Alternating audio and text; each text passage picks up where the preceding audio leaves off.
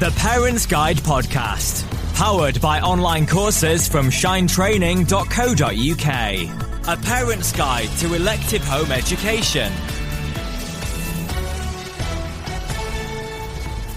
Over 75,000 young people are home educated across England. Often known as Elective Home Education or EHE, these children are no longer on the roll of a school. Instead, their parents take on full responsibility for their education. This course is ideal if you're considering home education or have recently started to home educate your child. Each lesson will cover a particular aspect of EHE, enabling you to make fully informed decisions that are right for your family. Along the way, you'll find links to the latest guidance from the Department for Education, information about some of the different reasons why parents choose to home educate their children, and links to resources which you may find helpful. For more information, visit us online at electivehomeeducation.co.uk. We hope you enjoy the course.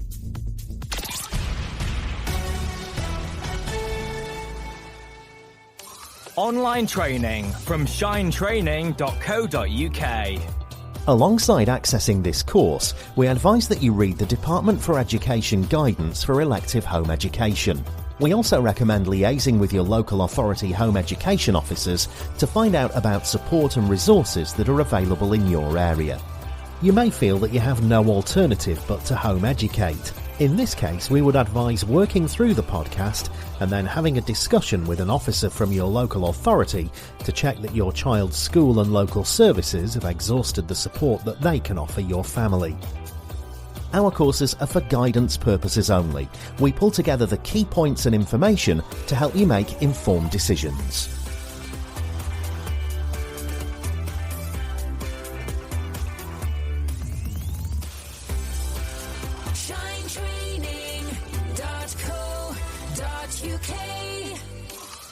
There are many different reasons why parents choose to home educate. You can find these listed in the notes. Your decision will be based on your own personal experiences. Perhaps you believe that your child will thrive in an open environment away from a restrictive curriculum. They may have a medical or special educational need, which you feel can be better supported through your care. Whatever your reason for choosing to home educate, it is important to take into consideration some key questions. Do you have the resources to provide a suitable education for your child? Are you able to provide an appropriate learning environment? Are you able to absorb the financial impact of home education? Are you able to dedicate the time to home education? And most importantly, is it the right thing for your child? If you wish to home educate and your child is already attending a school, you will need to remove them from the school roll. In most cases, removal from roll is a relatively straightforward process. If your child has an education, health and care plan naming a special school, then please listen to the EHCP bonus episode, as the following information only applies to all children of statutory school age that are receiving a mainstream education. For your child to be removed from the roll of the school that they attend, they must be legally removed by the school. For a school to legally remove a child on the grounds that they're going to be home educated, they must receive a written request outlining that parents will take full responsibility for their child's education. Should your circumstances change, be aware that once you have put in this request to withdraw your child from their school, it may be difficult to achieve this place back. It is worth listening to the Returning to Mainstream Education section before putting in your request.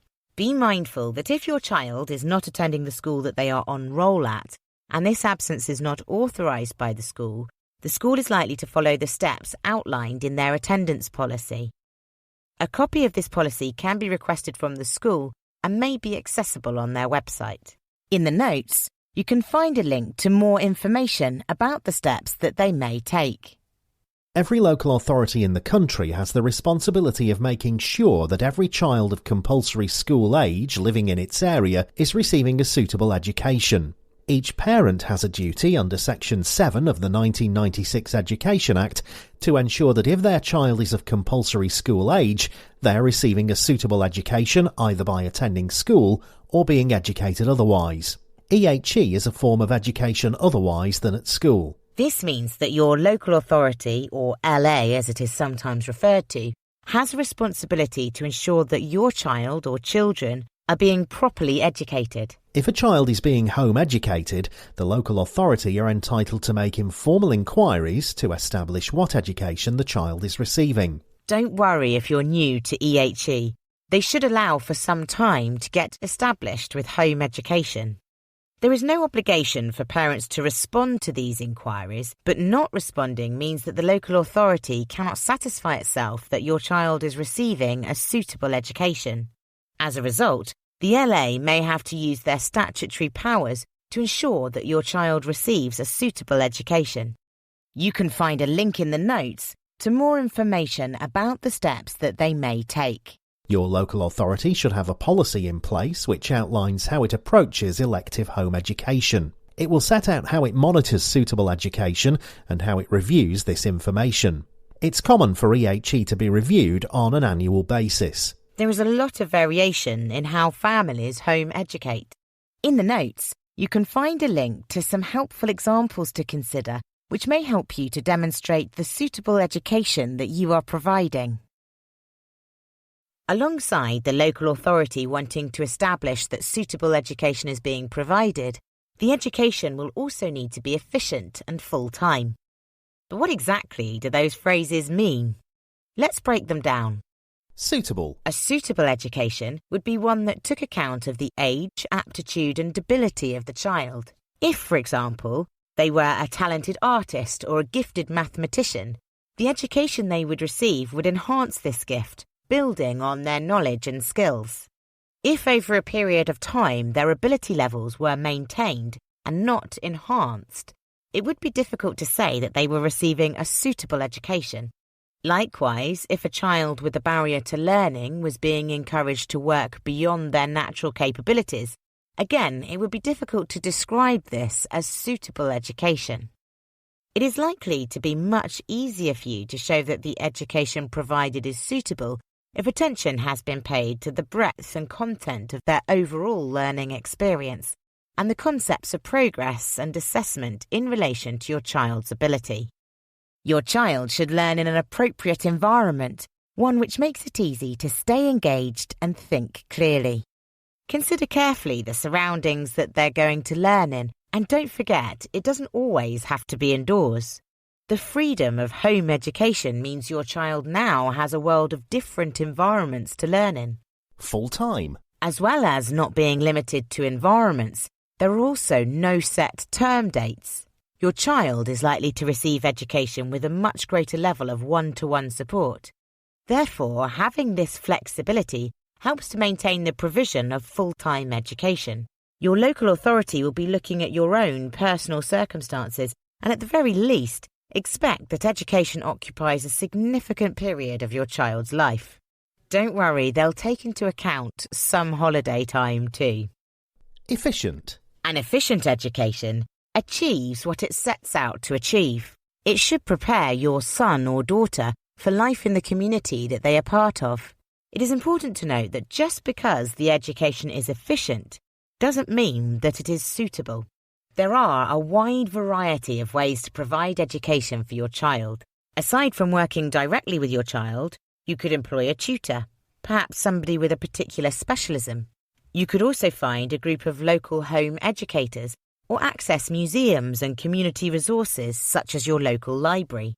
There is also a huge range of resources available online. In the notes is a list to help you get started. Don't forget to visit our online resource bank at electivehomeeducation.co.uk, where you'll find a wide range of links including planning tools, subject resources and sites specialising in home education. It may be that you decide that you no longer wish to home educate your child. This could be because your circumstances have changed financially, or you feel that your child has overcome the barriers that were stopping them from accessing school. At this point, there are 3 routes to returning to mainstream education. If your child has an education, health and care plan, you can request for this to be changed by contacting the Special Educational Needs Department at your local authority. If your child doesn't have a plan and you are continuing to provide education, then you can apply for a school place by contacting the admissions authority at the school you wish your child to attend. The admissions authority will either be the school or the local authority. As mentioned earlier, it is worth considering whether the school will have places available. If it doesn't, you may be eligible to access education through their Fair Access panel. Your local authority admissions department will be able to supply you with more information about this. If you're no longer able to continue providing education, then advising your local authority of this will help your child access education quicker, as your child would be deemed to be missing from education, i.e. not on roll at a school and not being provided with suitable education. This is sometimes referred to as CME, Children Missing from Education. The local authority has a duty to put education in place. In doing so, it may take into account your preferred choice of school, but it is under no duty to comply with this. A place may be identified for your child at an alternative provision or a mainstream school to enable them to access full-time education. The LA may also be able to allocate a school place through its Fair Access panel. Again, you can contact your local authority admissions department to find out more about their Fair Access protocols. Here is a quick reminder of some of the most important points that we've covered in our guide to elective home education. You shouldn't be pressured into home educating until you put your decision in writing. The school your child attends is responsible for their education. This includes support with any barriers to learning. The education you provide should be suitable, full-time and efficient. Make sure to request and read a copy of your local authority's policy for home education. For links to planning resources, parent-led EHE websites and much more, visit our online resource bank at electivehomeeducation.co.uk. All the team at Shine wish you the very best of luck with your child's education journey.